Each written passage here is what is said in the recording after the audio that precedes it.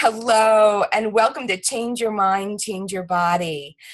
Today, my guest is John Brubaker. John is a performance consultant. Hey, John. He's a performance consultant and award-winning author and speaker. John helps organizations and individuals develop their competitive edge. Oh, yay! Excellent. And he is the award-winning author of The Coach Approach, Success Strategies from the Locker Room to the Boardroom, Seeds of Success. Oh, he's going to get them all.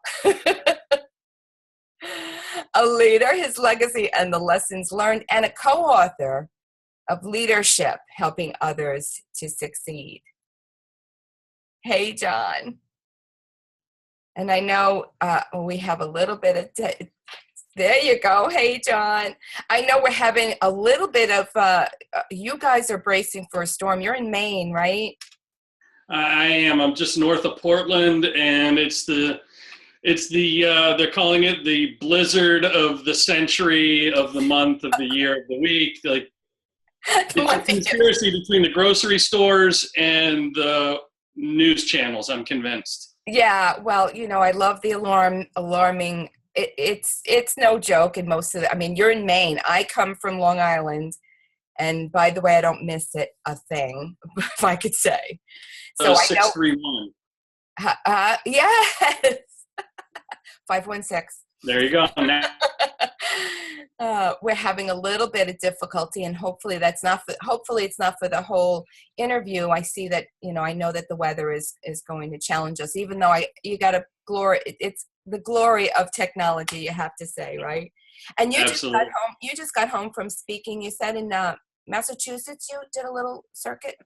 I was just hosting an event in Massachusetts, a client appreciation event, and before that, I was down in Bradenton, Florida, speaking to the Pittsburgh Pirates Major League Baseball coaching staff at their spring training, which is just an awesome organization. Honored to be part of that for the second year now. Oh, wow. Well, congratulations on that. Congratulations on your 3 books. That's no joke. Thank you. That's really impressive, quite impressive. And I'm excited to talk to you today and what you have to add for our listeners today. Tell me a little bit about how you successfully transitioned to your career as an author, speaker, coach, and how might the listeners learn from this, do you think? Sure. I like to refer to myself as a, air quotes, recovering coach. And the reason I say that is on June 14th, 2004, I was a college lacrosse coach for 12 years. So we'll back up before that.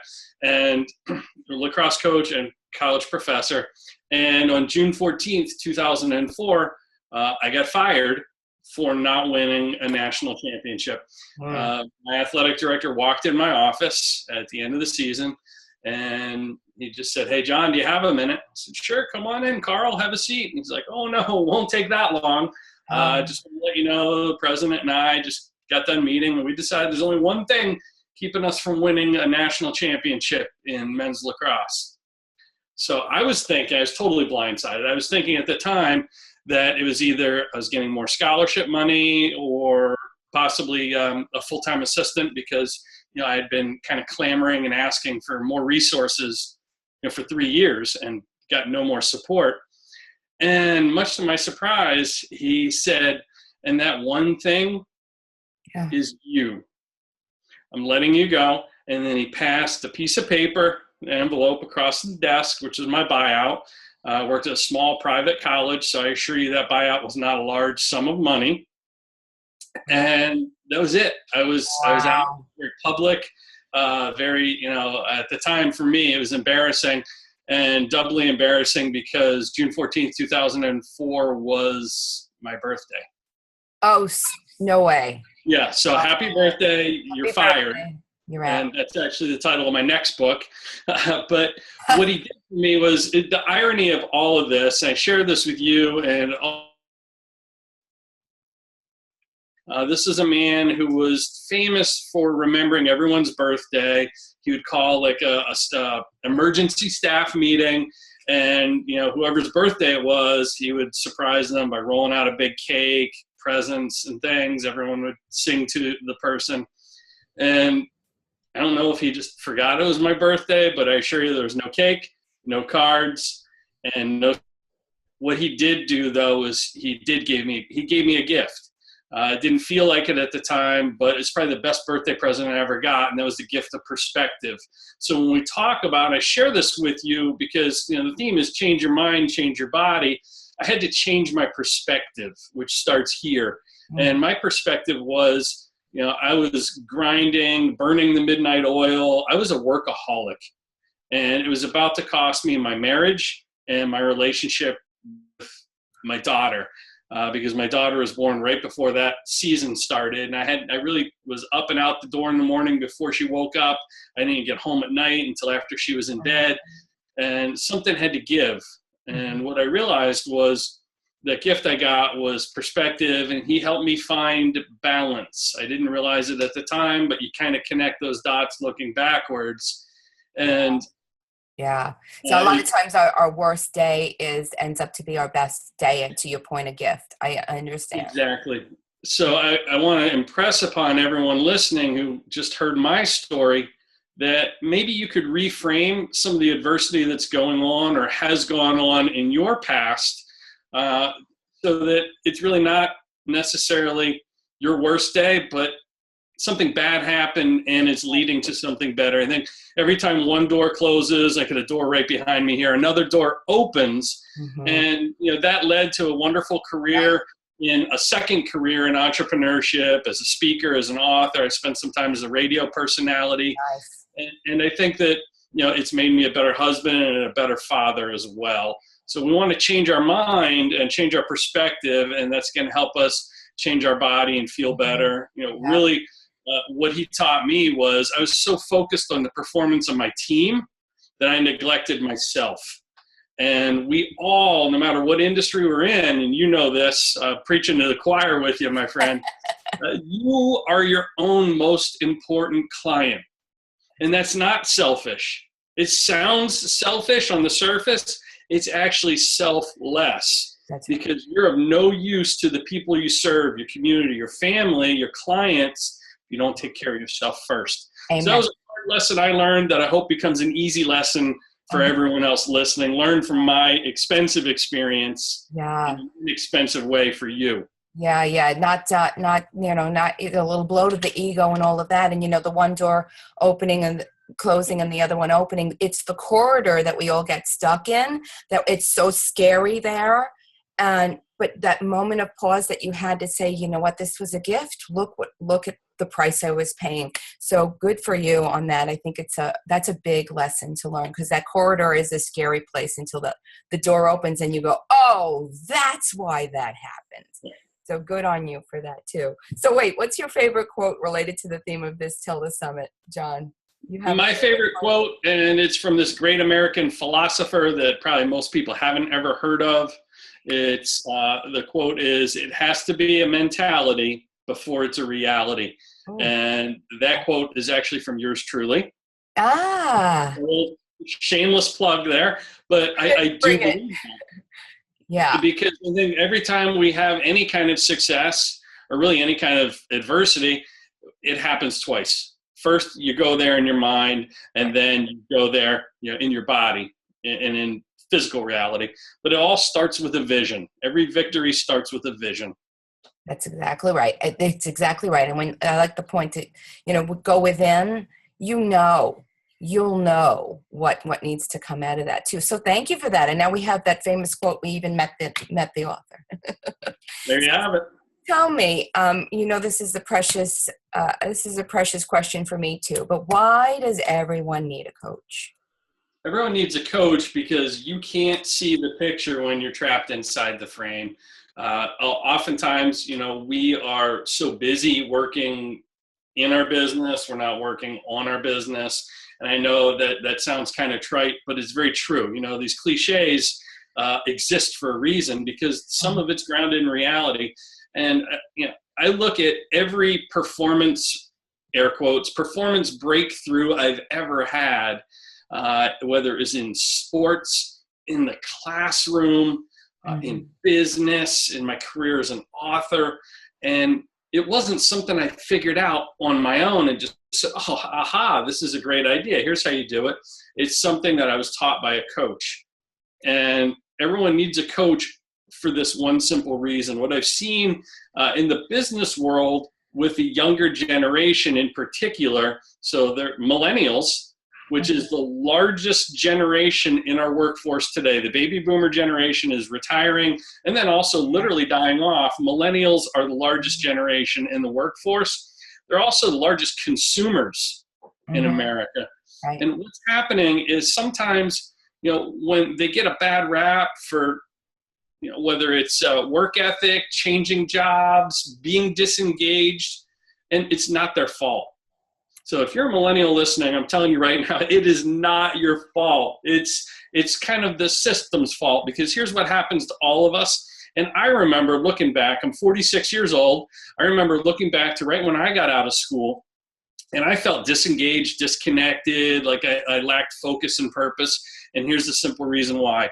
You start out your formative years as a child, you're being raised by two coaches, typically. Maybe you come from a single coach family, and those are your parents. Right. Then you go to school, K through 12. That's 13 years of coaches, mentors, teachers. I use the term coach loosely. If you looked it up in Webster's dictionary, I looked up the word coach, it means to teach or provide instruction.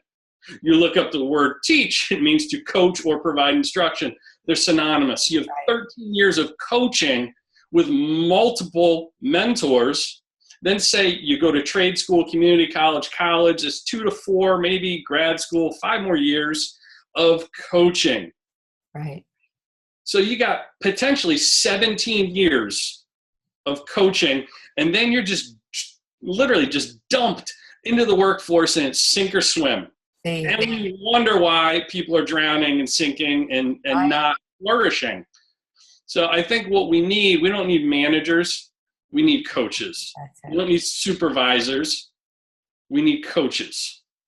And that's what's going to help you get from where you are to where you want to be. Any kind of breakthrough is having a coach. Someone who's preferably been there and done that. There's that old expression, never trust a skinny cook.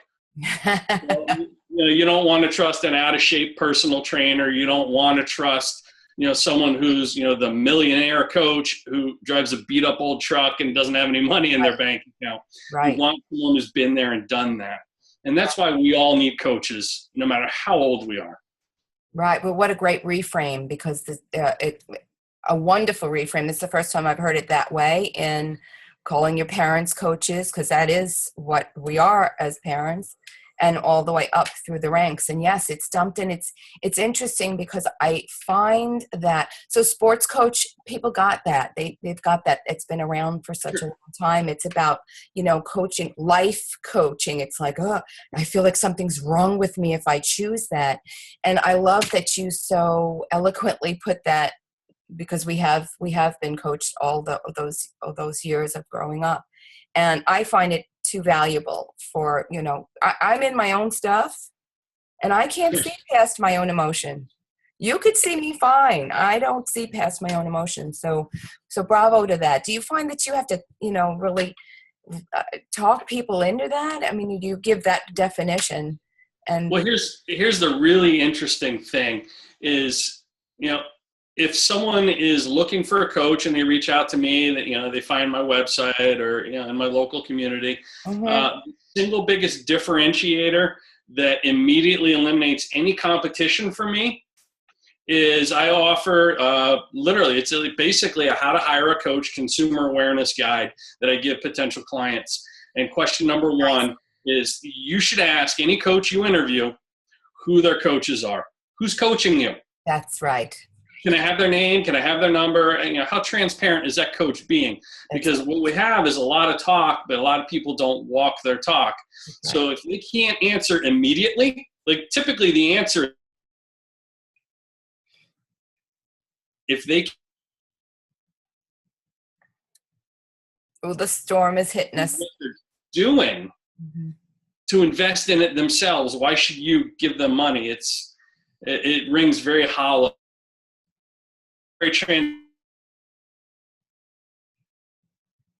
And I hire a speaking. I have a business coach. at any given point, and I write a check each month to 3 different coaches for the work that I do. Otherwise, it's not me being authentic. If you're not buying what you're selling, Correct. you can't expect anyone else to invest in you. I agree. I have my own coaches as well. And I have come so far as a result of that. So it's one of those, I'm always the person saying, how's that working for you? It's working for me. So yeah, I think it's important. I like this shift in thinking though, because too many people think that they should be doing things on their own and being successful at that. And I'm not saying that you're not, but imagine with the help of a coach, how much more successful or how much more you progress in your own life. I guess we're preaching to the choir, so to say that too. But what do you think is holding people back? I think that's important. Yeah, too important. I know the storm is probably interrupting our chat here, but what do you think is holding people back? I think the number one thing holding people back is real estate. Okay. And when I say real estate, I mean the 8 inches between your ears, because or the 6 inches between your ears. Your ears is your thinking, your mentality, and that drives the 6 feet below that. A lot of times people go and hit them instead of setting them too high and missing them. And I just think that if people thought a little bigger, they get bigger results. Yeah. But we have a tendency to be a little timid, to play things safe, to set some artificial ceilings on our performance that don't need to be there. Mm-hmm. And people do We're that. Our own worst enemy. Absolutely. And we do that with everything, right? Whether you're trying to lose weight, start a business, whatever the next step is, we almost put the obstacles there just as a safety net, which is so weird, right? It's like a safety net to put an obstacle there so that I can have something to blame. Mm-hmm. And here's why. So, yeah, that's important. I think that reframing, I think that's exactly the theme of this summit too, to change your thinking with everything. It's with everything. It opens the doors. It opens the doors to everything. If you can look at this, give it a different meaning to help you move forward and progress too. So what steps would you suggest that people take today to make some changes today? Well, today, I think the first thing you need to do, I'll go back to that one thing that's holding everyone back. I'll share a short story. I had a client who, I was doing some sales coaching with them and just kind of helping them set goals for their business. And, I said, what's a big goal? A big goal for you in terms of production? And they wrote a number down. They just jotted a number down, a legal pad and a piece of paper. And I said, that's you being super ambitious? And she said, yeah. I said, okay. Now here's what I want you to do. This is for the 12-month cycle for the next year. I said, here's what I want you to do. I want you to double that number. And her eyes practically popped out of her head. I said, what's the matter? She's like, I can't double that. Why not? She said, what if I fail? Yeah. So you set this goal that's about this big. Yeah. And if you double that and you fail, you've still exceeded in your original thinking, your initial goal, which is probably too low. And I saw it all the time as a coach. I'd have individual meetings with my athletes to have them set some goals for themselves for the upcoming season and write it on an index card. And then at the end of the season, we'd break out that card and we'd take a look at how they did. I had one kid who came in, his name is John, and he wrote down his goal, and he was an offensive player, a number of goals and assists that he wanted to score that year, and put it away in my file. I had they're co-captains of my team, another guy, Tom, and he set his goal, wrote it down, filed it away. At the end of the season, I had their individual meetings were back to back, and one guy ended up walking in to the office before we finished up Tom's meeting, and he said, "Hey, Tom, how'd you do in your goals?" He's like, "Actually, I didn't reach them." And I said, "John, why don't you come in and sit down? Let's take a look at your card." Break out his card. He was real proud of himself because he hit his goal. Well, he set his number pretty low, and Tom said his number, like we go back to Right.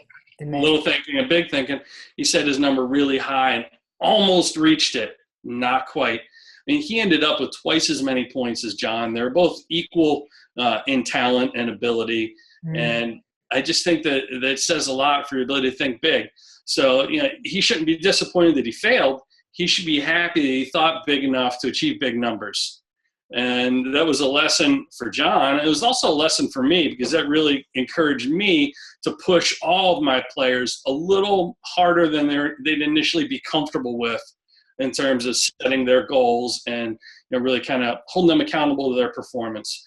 I think we all need someone that'll push us a little harder. Mm-hmm. So, I think the step that I would suggest everyone take to start making changes today, we look at teams, we look at businesses that, you would say are on a winning streak.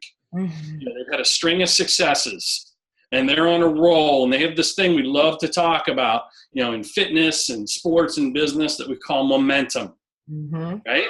Mm-hmm. Well, that streak starts with one. Every streak, whether it's 100 wins, 1,000, 5, it all starts with one. So you can manufacture momentum today by doing that one thing that maybe scares you a little bit, setting your goal maybe a little bigger, and just taking one action step towards it. Mm-hmm. Right? Just one. And that's what everything starts with, just one small step. And you stack them on top of each other. And it's really that simple. I like that a lot. And even the reframe of, you did hit your goal, you went even surpassed it if we used I like that a lot. It's because there's still that thinking needs to come. I like it. One step at a time. Do one thing that scares you. And you know what? It shrinks it, doesn't it? It shrinks the fear because it's like, Absolutely. I came through that. I can do that. Yeah. It's that mind shift. It starts here. And I think what people tend to do is they tend to look at the end result, right, and say, I'm not gonna celebrate until I get there. That's right. When in reality, we need to celebrate all the small wins, all the little steps in the process to reach our goal. I'll give you a great example real quick. Harvard University did a study. There's a professor there named Teresa Amabile, and she did a study on the power of small wins. So she surveyed these knowledge workers at this organization and asked them to rank from 1 to 5 the top workplace motivators.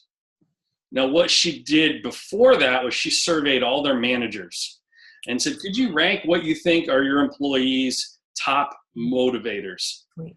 And if you don't work in corporate America, maybe you're in the fitness industry, sports, you're actually in this story too. So stay with me, folks. Mm-hmm. So she knew going into the employee survey what the manager's answers were. And here's what she found. All the employees, almost all of them, ranked small daily progress towards their goal as the number one workplace motivator. Power small wins. What she found with the managers, and this is where the disconnect was, she found in the managers, they all thought that the number one motivator was incentives and recognition, getting a raise, getting a promotion, those kind of big picture things. When in reality, the biggest motivator was just small daily success and seeing that you're making a little bit of progress towards that big thing you're working towards. Right. I think it's a great analogy for whatever business you're in, whatever kind of work you do. Maybe it's just being a better parent. It's just finding those small moments each day and enjoying them for what they are and celebrating the fact that streak started with one for you. That's right. That's right, because it all adds up. And then you see, my business coach, she tells you to stay in the step that you're in. Yep. Don't look so far into the future. And for me, it was a challenge because I wanted to see the big picture. But that thinking of staying in the step I was in and accomplishing that step, getting to the next step, was the best thing. So I applaud her for that too. So yeah, we all need that. Thank you. That was well put. And I think it is, honestly, start today with making one small change. Do one thing that scares you. You'll start to shrink that and you'll start to collect all of those changes and watch what happens for your life. You John, got it. what a pleasure to meet you, to speak with you, and for you to share your successes and everything with. And again, your books are called The Coach Approach, Seeds of Success and Leadership. And I applaud you on all of that. And I'm going to just say happy shoveling out of you. Shoveling out of the Absolutely. nor'easter, I know, my goodness, but that's okay. Be safe with everything there. Thank you. Thanks so much for the honor of being a part of your community here today. And folks, everybody think big, start small, That's right. act now. That's right. Thank you so much, John. You were a pleasure. You were a Thank pleasure. you. All right, everyone. Have a wonderful day. And there's more. Stay tuned. Bye-bye.